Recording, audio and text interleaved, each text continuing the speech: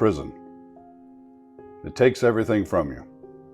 It takes your freedom, it takes your choices, and if you let it, it can even take your hope.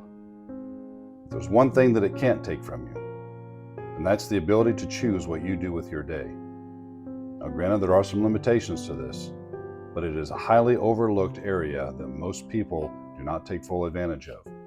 Hi guys, I'm Jason, and this is Behind Bars Blueprint, an organization that specializes in helping individuals and their families navigate the incarceration process from beginning to end and even beyond.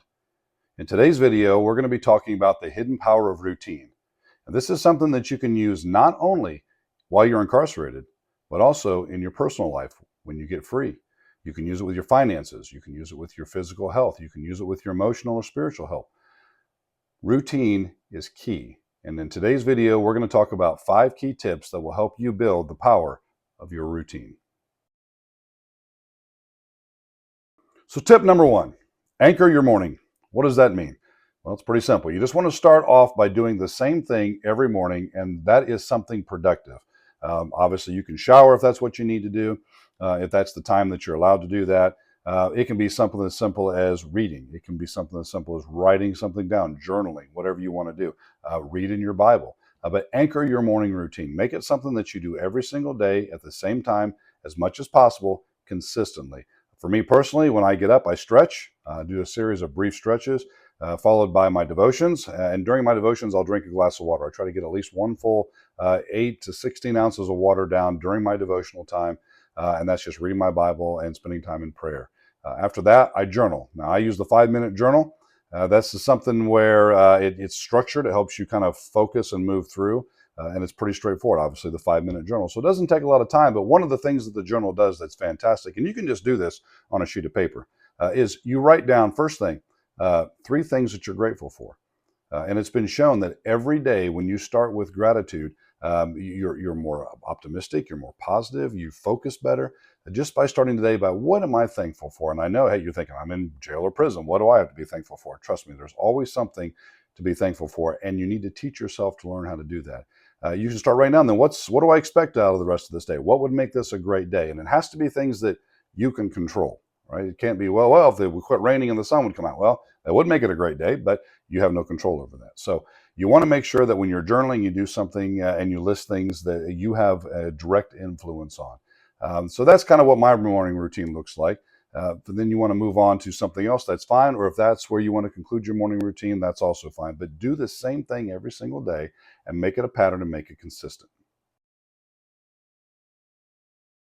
Tip number 2, always navigate your day with purpose. Typically, after I'm done with my morning anchor routine, I have a planner where I will write down everything that I intend to get done for that day or things that I'm trying to get done for that day. Now, again, you have to be flexible, and we'll talk about that later in this video, but you want to make sure that your day has a purpose. So what do you want to accomplish today? What's some things that you're going to set out to do? It could be something to do with the job you may have in jail or prison, or it could be you're taking classes or counseling or group sessions or whatever it might be. But pick something and say, hey, this is where I want my day to go. Here's how I'm going to lay my day out. For me, I write that down. Again, studies show that when you write things down, it just reinforces it in your brain and makes it more realistic. And again, we'll talk a lot more about this, guys, but your brain is a very, very powerful tool, and it will do whatever you tell it, good or bad. And if you are always putting good stuff in it, if you're always giving it positive reinforcement, you will start getting that back. This does not happen overnight.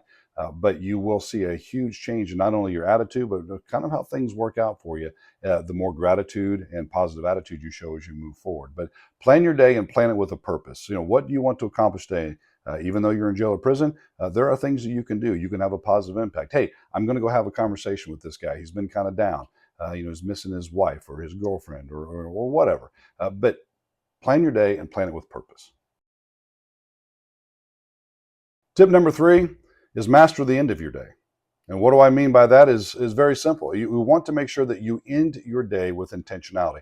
And you'll hear me use that word a lot in the videos, in the workbooks, guys. And you can find all that stuff at www.behindbarsblueprint.com.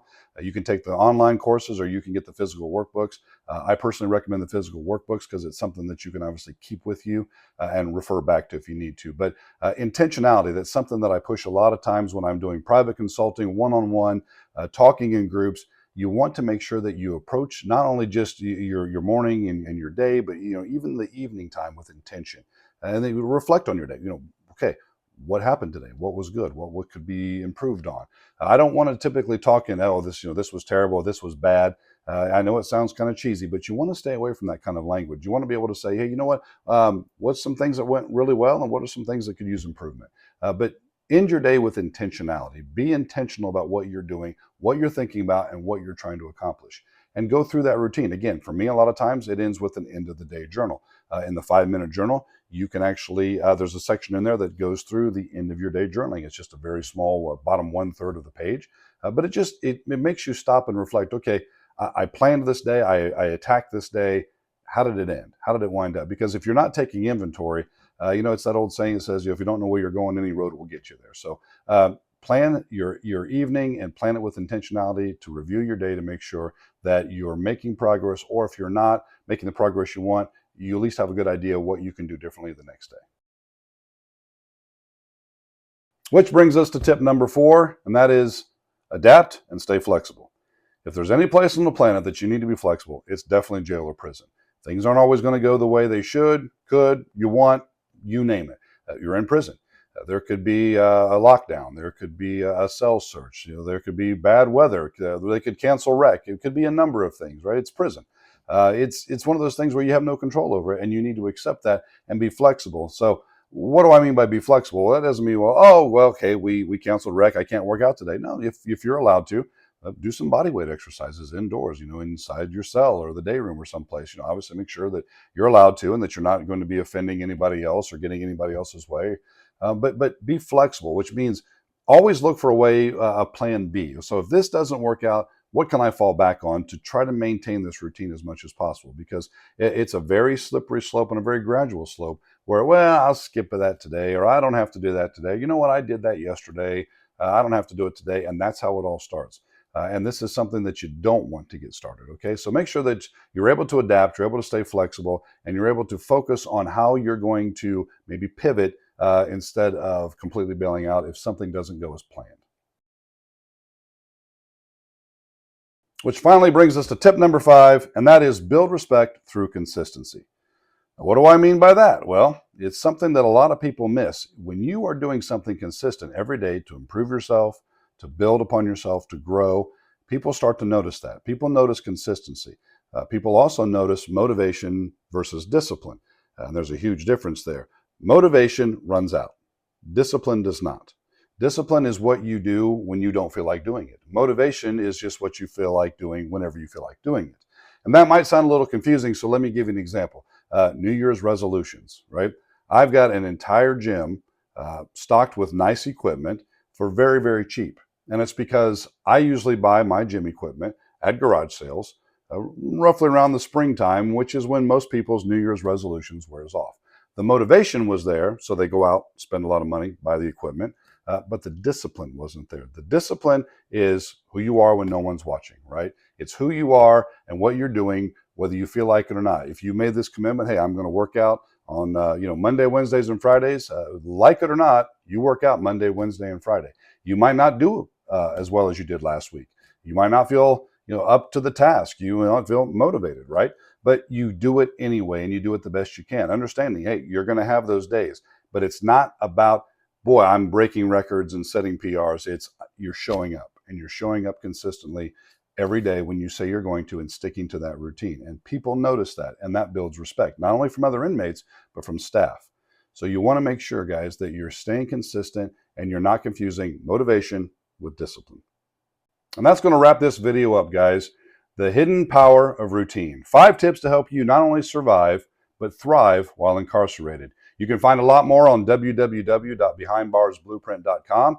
Again, you can check out our workbook series, our online courses. We've got a lot of free materials, even a free pre-prison checklist that you can download and go right through and check to make sure you've got everything ready to go before you go off. But no matter where you're at, guys, in the process, whether you're going in, whether you're already in, you're getting ready to be released, you're already out, we've got a program for you. We've got a workbook for that, and we're adding to stuff every single day, guys. So if you don't mind, like, subscribe, share this with your friends, turn on notifications, leave a comment down below. So tell me what you want to talk about. Tell me what you want to learn more about, and we'll make sure we get that. I read every single comment, and I respond to every single comment, guys. So again, www.behindbarsblueprint.com.